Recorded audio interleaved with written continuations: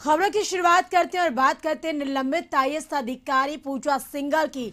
Remand अवधि खत्म होने के बाद उन्हें बुधवार को ईडी कोर्ट में पेश किया गया। ईडी विशेष कोर्ट के न्यायाधीश के समक्ष पूजा सिंघल की पेशी हुई। पेशी के बाद कोर्ट ने पूजा सिंघल को 8 जून तक न्यायिक हिरासत में होटवार जेल भेज दिया। बता दें कि झारखंड की वरीय आईएएस अधिकारी पूजा सिंघल को ईडी ने उनके रांची स्थित आवास के अलावा अस्पताल के बाद गिरफ्तार किया था। पूजा सिंघल के गिरफ्तारी के बाद ईडी के अधिकारी लगातार उनसे पूछताछ कर रहे थे। जानकारी के मुताबिक पूछताछ में ईडी को कई अहम जानकारी मिली, जिसके बाद ईडी की कार्रवाई का दायरा बढ़ चुका है। पूजा के पति अभिषेक ओझा के पल्स अस्पताल के और सीए सुमन कुमार को भी रिमांड पर लेकर ईडी ने लंबी पूछताछ की, जिसके बाद सीए को भी जेल भेज दिया गया।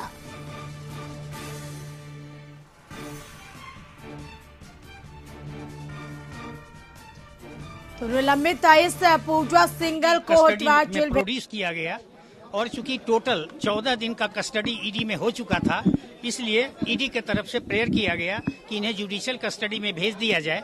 लर्नेड कोर्ट ने इसको माना और उन्हें होटवार जेल भेज दिया गया है। और हम लोगों का ये प्रेयर था ईडी के तरफ से कि साहब अभी ये लार्जर कॉन्स्पिरेसी का केस है, इनका इंट्रोगेशन अभी और बाकी है। तो लर्नेड कोर्ट ने कहा कि अगर वैसी जरूरत होगी तो आप अलग से पिटीशन देंगे, उस पर विचार किया जाएगा। और 8 तारीख को वीसी से इनके प्रोडक्शन का डेट। तो निलंबित आईएएस अधिकारी पूजा सिंघल के रिमांड अवधि खत्म होने के बाद उन्हें न्यायिक हिरासत में भेज दिया गया। होटवार जेल पूजा सिंघल का नया ठिकाना है। आपको बता दें कि 8 जून तक न्यायिक हिरासत में होटवार जेल भेजा गया। निलंबित आईएएस अधिकारी पूजा सिंघल को रिमांड अवधि खत्म होने के बाद ईडी के कोर्ट में पेश हुई। और अधिक जानकारी के लिए रांची से संवाददाता संदीप जुड़ चुके हैं। संदीप, निलंबित आईएएस अधिकारी पूजा सिंघल को आखिरकार होटवार जेल भेज दिया गया। इस लंबी पूछताछ के बाद अगर बात करें, क्योंकि 14 दिनों की रिमांड पर ली गई थी, और इस लंबी पूछताछ के बाद क्या कुछ अहम जानकारी ईडी को हाथ लगी इस दौरान?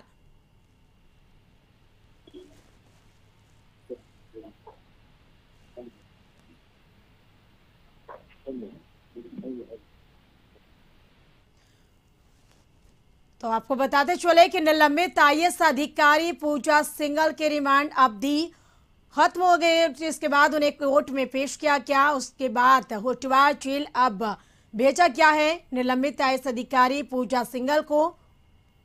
तो 8 जून तक न्यायिक हिरासत में लिया गया है।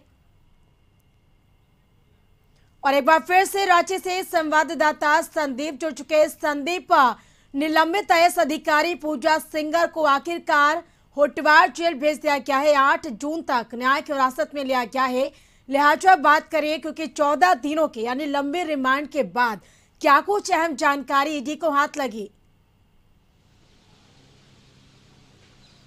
जी, यह पूरा मामला मनरेगा घोटाले से जुड़ा हुआ है। ईडी की रेड के बाद कह सकते हैं पूजा सिंघल की इस मामले में गिरफ्तारी हुई थी और निलंबित आईएएस हैं पूजा सिंघल। सबसे पहले यदि बात करें पूजा सिंघल की, तो आज 5 दिन की रिमांड अवधि समाप्त होने के बाद पूजा सिंघल को ईडी कोर्ट में प्रस्तुत किया गया और वहां से उनको 8 जून तक के लिए कह सकते हैं न्यायिक हिरासत पे होटवार जेल भेज दिया गया है। हालांकि यदि इससे पहले की बात करें तो ईडी के द्वारा सबसे पहले 5 दिन का रिमांड लिया गया था और 5 दिन लगातार पूछताछ ईडी के अधिकारियों के द्वारा पूजा सिंघल से की गई थी। और फिर रिमांड की अवधि समाप्त होने के बाद फिर से उन्हें कोर्ट में प्रस्तुत किया गया था। दूसरी बार उनको ईडी के जो अधिकारी हैं उन्होंने कोर्ट से 4 दिन की रिमांड ली थी और जो तीसरी बार रिमांड की अवधि थी वह 5 दिन का था, यानी 14 दिन रिमांड लिए जाने के बाद आज उनको फिर से एक बार ईडी की जो अदालत है वहां पे प्रस्तुत किया गया, जहां से अदालत ने आज उनको 8 जून तक कह सकते हैं न्यायिक हिरासत में भेज दिया है। यानी 8 जून तक उनको होटवार जेल में रहना पड़ेगा। यदि इस पूरे प्रकरण की बात करें तो इस मनरेगा घोटाले में कई नाम आए थे। जैसे सबसे पहले इस मामले में जो ईडी की जो रेड हुई थी उसमें सुमन सिंह की गिरफ्तारी हुई थी। जो पूजा सिंघल के जो सीए हैं उनके यहाँ सबसे पहले रेड पड़ी थी, पूजा सिंघल के आवास में रेड पड़ी थी। जो इससे संबंधित जो 25 ठिकाने थे वहां पे सबसे पहले रेड हुई थी, जिसके बाद सुमन सिंह की गिरफ्तारी हुई थी और उनके आवास से लगभग 19 करोड़ रुपए की राशि भी ईडी ने जब्त की थी। जिसके बाद से जो जांच का दायरा था वह बढ़ता गया।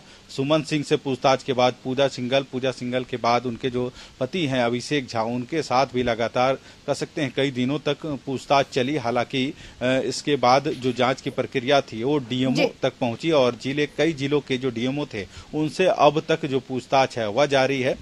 3 दिनों से लगातार कह सकते हैं जो साहेबगंज के डीएमओ हैं विभूति कुमार, उनसे भी ईडी के अधिकारी पूछताछ कर रहे हैं और इन्हीं पूछताछ के दर में कई ऐसे कागजात ईडी को लगे हैं जिसके आधार पर उन्होंने पूजा सिंघल को गिरफ्तार किया था और लगातार 14 दिनों तक कह सकते हैं उनसे पूछताछ की गई है। हालांकि जो पल्स अस्पताल है जो पूजा सिंघल के पति का है उस पे भी जो पैसे लगे हैं वो पैसे किनके लगे हैं, या फिर जो सुमन सिंह के आवास से जो लगभग 19 करोड़ रुपए मिले थे वे पैसे किनके थे, इन सभी चीजों को खंगालने के लिए ईडी की ओर से रिमांड ली गई थी ताकि पूजा सिंघल से इनसे संबंधित जो भी दस्तावेज मिले थे और उस दस्तावेज के आधार पर उनसे पूछताछ की जाए। कई बार ऐसा भी देखने को मिला कि जो डीएमओ है विभिन्न खनिज पदाधिकारी है, खनन पदाधिकारी, उनके समक्ष भी पूजा सिंघल और उनको आमने सामने बैठा कर ईडी के अधिकारियों के द्वारा पूछताछ की गई। क्योंकि जिस तरह से यदि पाकुड़, साहेबगंज, दुमका इन इलाकों में जो खनन पट्टा लोगों को दिया गया है तो काफी तादाद में इसकी संख्या काफी अधिक है। ऐसे में अब बातें सामने आ रही थी कि पैसे का लेन देन होकर खनन पट्टा लोगों को दिया गया है। इन चीजों की भी जानकारी जो डीएमओ है उन सबसे ईडी के अधिकारियों ने ली थी और संभवतः जो जांच के उपरांत कई चीजें ऐसे सामने आई थी कि जो खनन लीज जो दिया जाता था उसमें पैसों का भी हेर फेर जरूर किया गया है और कुछ डीएमओ ने अभी बताया था कि वो पैसे कई जगहों पे जाते थे।